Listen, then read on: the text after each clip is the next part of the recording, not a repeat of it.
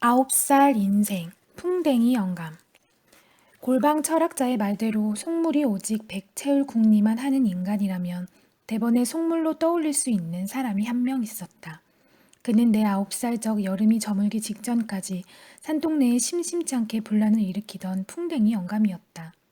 풍뎅이 영감은 몸집이 땅따라고 얼굴이 까무잡잡하기 때문에 붙여진 별명이었다. 별명 얘기가 나와서 말이지만 내가 살던 산동네에는 온통 별명 투성이었다. 아이들 사이에서 부르는 별명도 있고 어른들 사이에서 부르는 별명도 있지만 어쨌든 별명이 없는 사람은 거의 없었다. 이를테면 싸움쟁이 부부가 사는 우리 옆집의 경우를 예를 들어보자. 그 집 별명은 쌈쟁이네 집이었고 그 집 가장 별명은 오지랖이었다. 그는 오지랖 넓게 온갖 동네 일에 다 참견하고 다녔는데 게다가 하필이면 그의 이름이 오지엽이었다. 남편 별명 덕분에 아내 별명은 덩달아 지랖내가 되었다. 그러나 당사자가 없는 자리에선 지랄내로 통했다. 그 집 큰딸 금복이는 악바리, 둘째 딸 은복이는 작은 악바리, 심지어 이제 겨우 3살 배기인 돈복이까지도 독복이란 별명을 가지고 있었다. 또 이 세 딸을 합쳐 부르는 별명은 금은빵이었고 그래서 쌈쟁이네란 태코는 종종 듣기 좋게 금은빵네로 바뀌기도 했다. 한 집 앞만 따져봐도 이 정도이니 산동네 전체를 합하면 별명의 숫자는 어마어마할 것이다. 우리 집 식구는 꽤 오랫동안 별명이 없었는데 나중에야 꼭대기 아저씨, 꼭대기 아줌마라는 별명이 생겼다. 우리 집이 산동네 제일 꼭대기에 있기 때문이었다. 우리 식구가 안 듣는 자리에서는 뭐라 불렀는지 알 수 없는 노릇이다. 내 별명은 노란 네모였는데 그런 별명을 갖게 된 사연은 뒤에서 다시 얘기하기로 하자. 꼭대기 아저씨야 그런대로 애교스러운 별명이었지만 풍뎅이 영감은 그리 듣기 좋은 별명이 아니어서 당사자 앞에서 이렇게 부르는 사람은 아무도 없었다. 정식 호칭은 최 영감님 또는 최씨 할아버지였다. 하지만 산동네 사람들 입과 귀는 풍뎅이 영감 쪽에 더 익숙해져 있었는데 그건 그를 최영감님으로 부를 기회가 그만큼 적었기 때문일 것이다. 말하자면 그는 매일 얼굴을 맞대고 사는 산동네 주민이 아니었던 것이다. 풍뎅이 영감은 어쩌다 한 번씩 산동네에 들러 이웃들을 들들 볶고 가는 고약한 불청객이었다. 어른들은 풍뎅이 영감 앞에서는 쩔쩔매었으나 뒤에서는 저주와 욕설을 퍼붓곤 했다. 저놈의 영감택이 언덕 내려가다가 칵 넘어져 허리나 부러져라. 그래야 다시는 산동네에 못 올라오지. 풍뎅이 영감이 언덕길을 내려가는 모습을 보면 아닌 게 아니라 좀 아슬아슬해 보였다. 풍뎅이 영감은 조그만 체구에 하체는 빈약하고 배는 볼록 튀어나와 전체적으로 보면 진짜 동그란 풍뎅이처럼 보였다. 그래서 언덕길을 내려갈 때는 그만 공처럼 떼굴떼굴 굴러가 버릴 것 같은 느낌마저 들었다. 그러나 그는 어찌나 조심조심 걷는지 설사 언덕길에 참기름을 반질반질 발라놓아도 결코 넘어질 사람이 아니었다. 동네 사람들이 풍뎅이 영감을 얼마나 미워하는지는 숲속 풍뎅이들이 당하는 순환을 봐도 잘 알 수가 있다. 풍뎅이 영감이 다녀간 날이면 아이들은 풍뎅이를 잡아 다리 6개를 모조리 잡아 뽑은 다음 개미굴 앞에다 던져버렸다. 풍뎅이는 개미떼의 끈질긴 공격에 등짝으로 뱅글뱅글 돌며 안타깝게 몸부림치지만 결국에는 개미떼의 밥이 되고 만다. 그래서 개미굴이 있을 만한 숲속 나무 밑에는 개미떼가 뜯어먹고 남은 풍뎅이 껍데기를 드물잖게 볼 수 있었다. 그 작고 가련한 생명체의 처참한 생존의 몸부림을 보면서 아이들은 낄낄거리며 노래를 불렀다. 풍뎅이 영감 다리를 똑똑 분질러 개미굴에 던지면 풍뎅아 풍뎅아 뱅글뱅글 돌아라. 끔찍한 노래였다.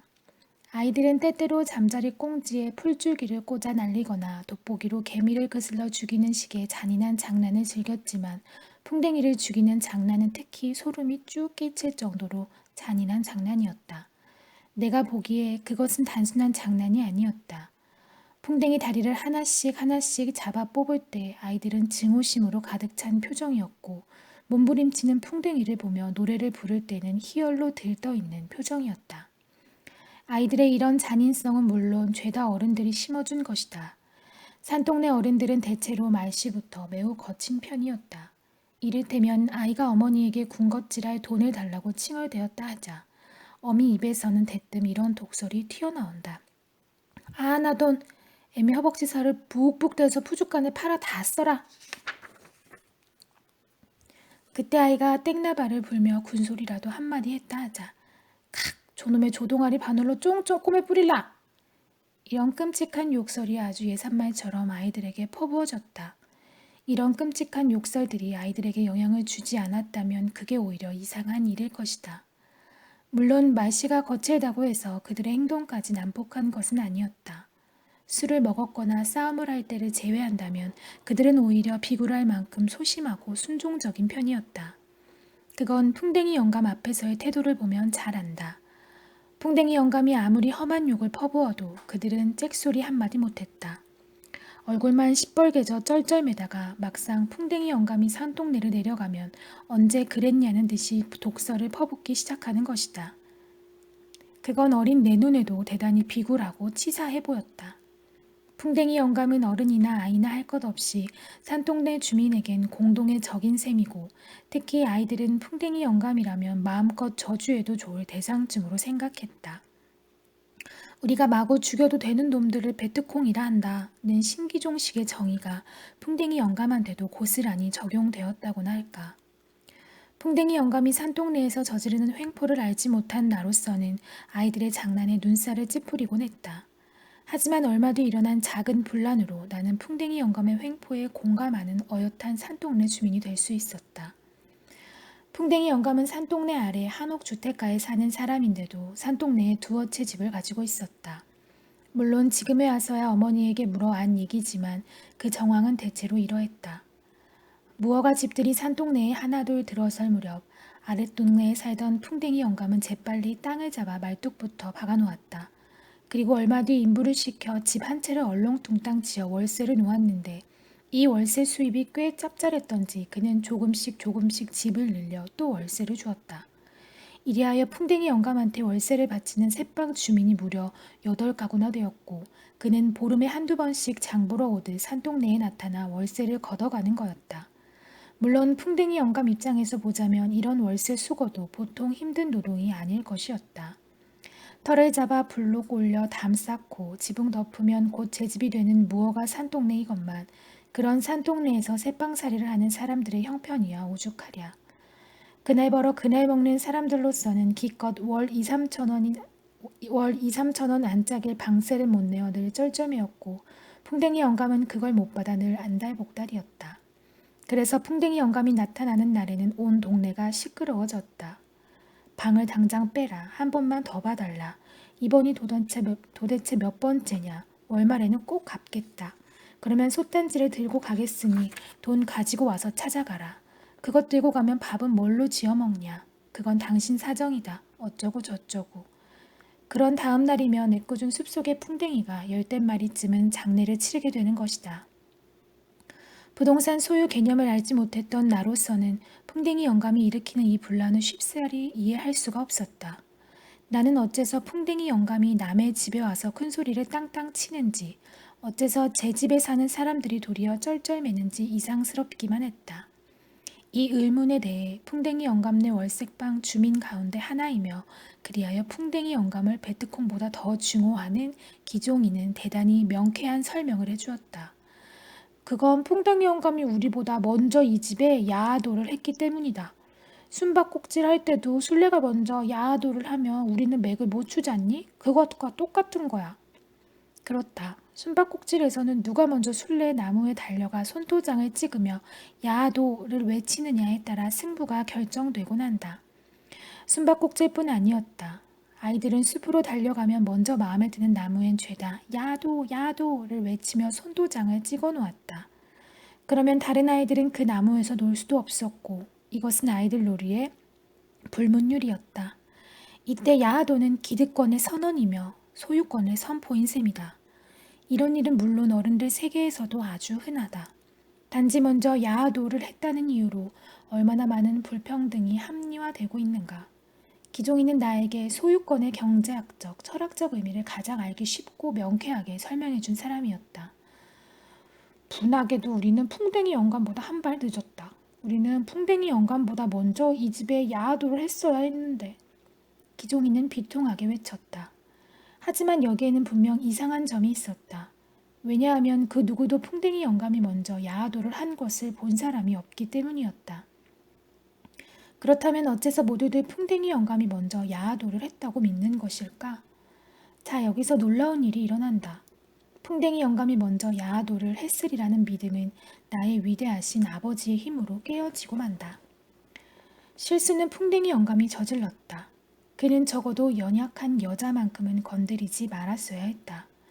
왜냐하면 기사도 정신이 투철한 아버지는 여자를 괴롭히는 악당만큼은 결코 용서하는 법이 없었으므로, 더구나 아버지를 사랑하는 공주님인 어머니가 모욕을 당한 사태까지 발생했다면 문제는 대단히 심각해진다. 사건은 풍뎅이 영감이 기종인의 누나를 들볶은 일에서부터 시작된다. 방세가 서너 달 밀리기론 기종인에도 예외는 아니었는데 풍뎅이 영감은 그 어린 오누이가 부모도 없이 어렵게 살아간다고 해서 긍휼히 봐줄 사람은 결코 아니었다. 풍뎅이 영감은 대똥 기종인의 부엌에서 석유 곤로를 집어들고 나섰고 기종인의 누나는 징징거리며 하소연했다. 걸핏하면 야근을 하는 기종인의 누나로선 석유 곤로가 없어서는 안 될 필수품이었던 것이다. 정말 너무하세요. 아예 안 갚겠다는 것도 아니고 월급 때까지 한 번만 더 기다려달라는 거잖아요. 한 번만이 벌써 몇 번째야. 이젠 일 없어. 골로는 돈 갖고 와서 찾아가. 그럼 그동안에는 생살 씹고 앉아 있으란 말이에요? 기종인의 누나는 그동안 당해 온 분풀이까지 겸하여 제법 당돌하게 따졌으나 주위에 빙 둘러선 풍뎅이 영감네 셋방 주민들은 자기네만 해도 약점이 많은지라 감히 편들어 나설 엄두를 못 내었다. 이런 분위기에 힘입어 풍뎅이 영감은 더욱 기세를 올렸다. 어린 게 어디서 늙은이한테 눈을 부라려? 부모 없이 자랐다더니 막대어 처먹었군. 그래요. 부모 없이 자랐어요. 그래서 할아버지가 보태준 거 있어요? 이런 고약스러운 년. 여러 말 할 것 없어. 당장 방 빼. 방 빼는 풍뎅이 영감의 마지막 무기였고 상대방을 꼼짝도 못하게 만드는 위력 있는 말이었다. 기종인의 누나는 설움에 겨워 엉엉 울음을 터뜨렸다. 그때 곁에서 지켜보던 어머니가 나섰다. 보자 하니 정말 영감님도 너무하시네. 부모 없이 살아가는 아이를 위로는 못해줄 망정 그걸로 욕을 합니까? 어머니는 당당했다. 어머니는 그때 모여있던 사람들 가운데 풍뎅이 영감네 셋방 주민이 아닌 유일한 사람이었던 것이다. 아니, 댁은 뭔데 나서슈? 댁에서 방세를 대신 내주겠다는 거요? 도리가 그렇잖아요. 처지를 봐서 다그쳐도 다그쳐야지. 어디 사람 나고 돈 났지 돈 나고 사람 났답니까? 그래서 아주머니가 방세를 대신 내주겠다는 거냐 말이오. 어머니는 입을 다물었다. 돈은 도리보다 힘이 더 센 것이니까. 그쪽도 믿지는 일은 하기 싫지? 나도 마찬가지야. 누구는 하늘에서 돈이 펑펑 쏟아져서 공짜로 방 빌려주고 앉았나? 누가 공짜로 달라고 했어요? 저 아가씨가 월말에 갚겠다잖아요.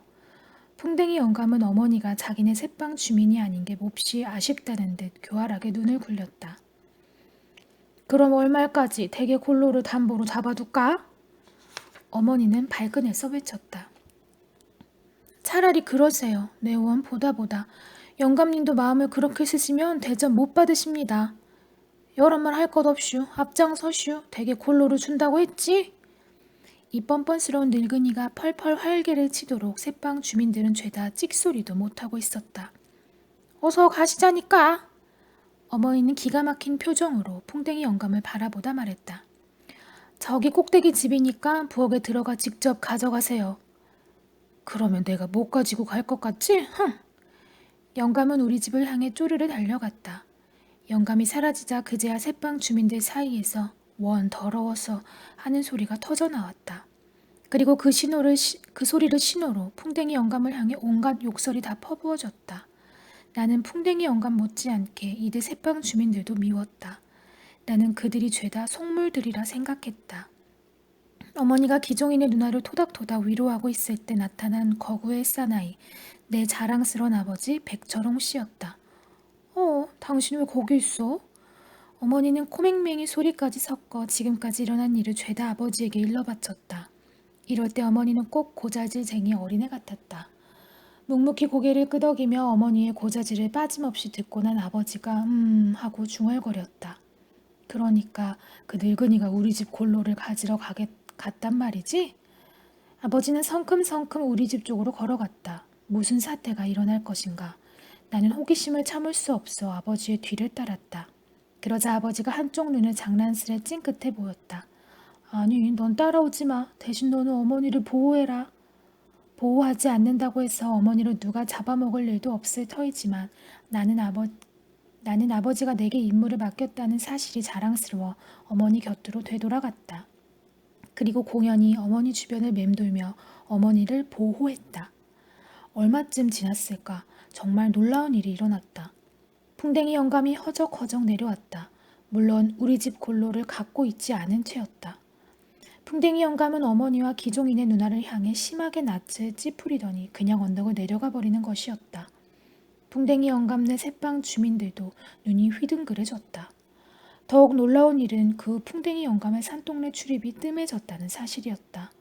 가끔씩 방세를 받으려고 들러도 예전처럼 기세등등하게 새빵 주민들을 다그치지는 못했다.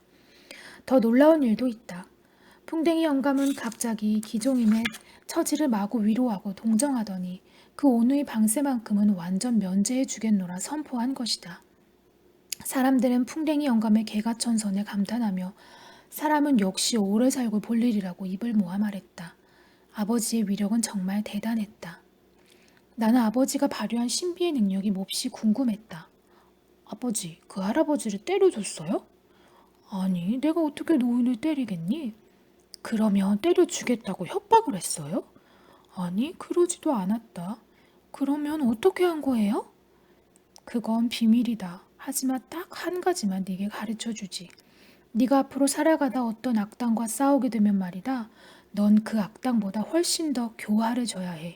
그러려면 너는 그 악당에 대해 깊이 이해하고 있어야 해. 알겠니? 알 수 없었지만 나는 고개를 끄덕였다. 아버지는 풍뎅이 영감을 어떤 방법으로 굴복시켰을까? 과연 아버지는 풍뎅이 영감보다도 더 교활한 사람이었을까? 그렇다면 아버지도 속물이라 할 수 있는 것일까? 어쨌거나 이 일로 내 아버지 꼭대기 아저씨는 동네의 영웅이 되어버렸다. 그건 풍뎅이들에게도 마찬가지일 것이다. 아버지 덕분에 풍뎅이들은 순환을 면하게 되었으니까 말이다. 나는 이 글을 쓰기 얼마 전에 어머니께 그때의 일을 여쭤보았다. 어머니, 아버지가 그때 어떻게 하셨던 거예요? 어머니는 호호호 웃으며 그때 일을 떠올렸다. 별것 아니야. 아버지는 그 영감네 집도 남의 땅에 지는 무허가 건축물이란 사실을 일깨워줬을 뿐이지. 아하, 나는 그제야 비위를 풀었다. 신기종식으로 표현하자면 풍뎅이 영감은 남이 이미 아야도 한 땅에다 다시 아야도를 해놓고 방세를 받아먹고 있었던 셈이다. 그러니 법적 소송이 붙으면 풍뎅이 영감은 대단히 난처한 상황에 빠질 터이고 일이 더욱 크게 번지며 지금까지 받아왔던 방세마저 모조리 물어줘야 할 사태까지 생길 수 있었던 것이다. 그렇다면 아버지는 어째서 방세 주민들한테는 그 사실을 귀뜸해 주지 않았던 것일까? 여기엔 풍뎅이 영감과 어떤 미략이 있었던 것이 아닐까? 이를테면 문제를 확대시키지 않는 대신 기종인의 방세를 받지 말라는 식으로 말이다. 무릇 적을 쫓을 때는 활로를 주고 쫓으라 했다. 나는 아버지가 정말 교활한 사람이었다고 생각한다. 악당보다 훨씬 더.